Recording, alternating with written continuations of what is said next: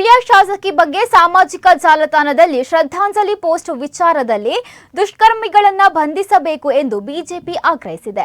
ಈ ವಿದ್ಯಮಾನವನ್ನ ಕಡುವಾಗಿ ಖಂಡಿಸಿರುವುದು ಶಾಸಕ ವೇದವ್ಯಾಸ್ ಕಾಮತ್ ಖಂಡನೆ ಪೋಸ್ಟ್ ಮಾಡಿದವನನ್ನ ಬಂಧಿಸಲು ಆಗ್ರಹಿಸಿ ಮಂಗಳೂರಿನಲ್ಲಿ ಪ್ರತಿಭಟನೆ ನಡೆಸುವುದಾಗಿ ಹೇಳಿದ್ದಾರೆ. ವಿಕೃತಿಯ ಮಾನಸಿಕ ವ್ಯಕ್ತಿ ಶಾಸಕಿಗೆ ಅವಮಾನ ಮಾಡಿದ್ದಾನೆ. ಪರಿಶಿಷ್ಟ ಜಾತಿಗೆ ಸೇರಿದ ಒಂದು ಮಹಿಳೆಗೆ ಈ ರೀತಿ ಮಾಡಿರುವುದನ್ನು ಸಮಾಜ ಒಪ್ಪುವುದಿಲ್ಲ ಎಂದವರು ತೀವ್ರ ಅಸಮಾಧಾನ ವ್ಯಕ್ತಪಡಿಸಿದ್ದಾರೆ. ಕಾಂಗ್ರೆಸ್ ನಾಯಕರು ಸಂವಿಧಾನಕ್ಕೆ ಗೌರವ ಕೊಡುತ್ತೇನೆ ಎನ್ನುತ್ತಾರೆ.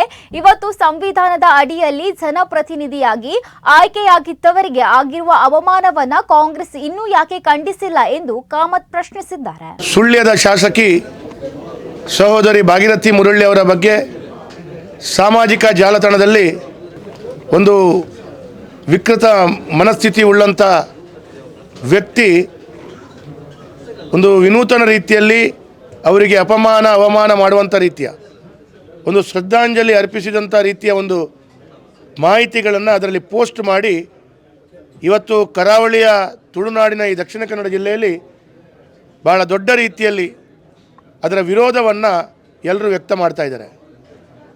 ಪ್ರಾರಂಭದಲ್ಲಿ ಅವರು ಭಾರತೀಯ ಜನತಾ ಪಾರ್ಟಿಯಿಂದ ಸ್ಪರ್ಧೆ ಮಾಡಿರ್ಬೋದು, ಆದರೆ ಗೆದ್ದ ನಂತರ ಅವರು ಆ ಸುಳ್ಯ ಭಾಗದ ಶಾಸಕಿ. ಅದರಲ್ಲಿ ಕೂಡ ಒಂದು ತಳಮಟ್ಟದ ಅಂಗನವಾಡಿ ಮತ್ತು ಇನ್ನಿತರ ವ್ಯವಸ್ಥೆಯಲ್ಲಿ ಕೆಲಸ ಕಾರ್ಯಗಳನ್ನು ಸೇವೆ ಮಾಡಿ ಬಂದಂಥ ಒಂದು ಸಹೋದರಿ ಪರಿಶಿಷ್ಟ ಜಾತಿಗೆ ದಲಿತ ಸಮಾಜಕ್ಕೆ ಒಳಪಟ್ಟಂಥ ಒಂದು ಸಹೋದರಿಗೆ ಸಾಮಾಜಿಕ ಜಾಲತಾಣದಲ್ಲಿ ಈ ರೀತಿ ಬಿಂಬಿಸುವಂಥದ್ದನ್ನು ಸಮಾಜ ಒಪ್ಪುವುದಿಲ್ಲ, ಭಾರತೀಯ ಜನತಾ ಪಾರ್ಟಿ ಒಪ್ಪುವುದಿಲ್ಲ. ನಾನಿವತ್ತು ರಾಜ್ಯದಲ್ಲಿ ಕಾಂಗ್ರೆಸ್ ಪಕ್ಷ ಆಡಳಿತ ಮಾಡ್ತಾ ಇದೆ. ಕಾಂಗ್ರೆಸ್ನವರು ಆಡಳಿತ ಮಾಡುವಂಥ ಸಂದರ್ಭದಲ್ಲಿ ನಾನು ಒಂದು ಪ್ರಶ್ನೆಯನ್ನು ಕೇಳ್ತೇನೆ. ರಾಹುಲ್ ಗಾಂಧಿಯಿಂದ ಹಿಡಿದು ಕಟ್ಟಕಡೆ ಕಾಂಗ್ರೆಸ್ ನಾಯಕರು ನಾವು ಸಂವಿಧಾನಕ್ಕೆ ವಿಶೇಷವಾದ ಗೌರವವನ್ನು ಕೊಡ್ತೇವೆ, ಸಂವಿಧಾನದ ಪುಸ್ತಕವನ್ನು ತಾವು ದಿನನಿತ್ಯ ತೋರಿಸ್ತಾ ಇದ್ದೀರಲ್ಲ, ಇವತ್ತು ಆ ಸಂವಿಧಾನದ ಪೂರಕವಾಗಿ ಆಯ್ಕೆಯಾಗಿ ಬಂದಂಥ ದಲಿತ ಮಹಿಳೆಗೆ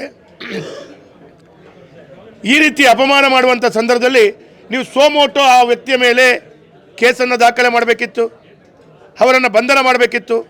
ಒಂದು ಕಡೆಗೆ ದಲಿತ ಮಹಿಳೆಗೆ ಈ ರೀತಿ ಅಪಮಾನ ಆದಾಗ ಸರ್ಕಾರ ಆ ದಲಿತ ಮಹಿಳೆಯರ ಅಪಮಾನವನ್ನು ಯಾವತ್ತೂ ನಾವು ಅಂಥ ವ್ಯಕ್ತಿಗಳನ್ನು ರಕ್ಷಣೆ ಮಾಡಲ್ಲ ಅಂತೇಳೋ ರೀತಿಯ ಕ್ರಮವನ್ನು ವಹಿಸ್ಕೊಳ್ಬೇಕು.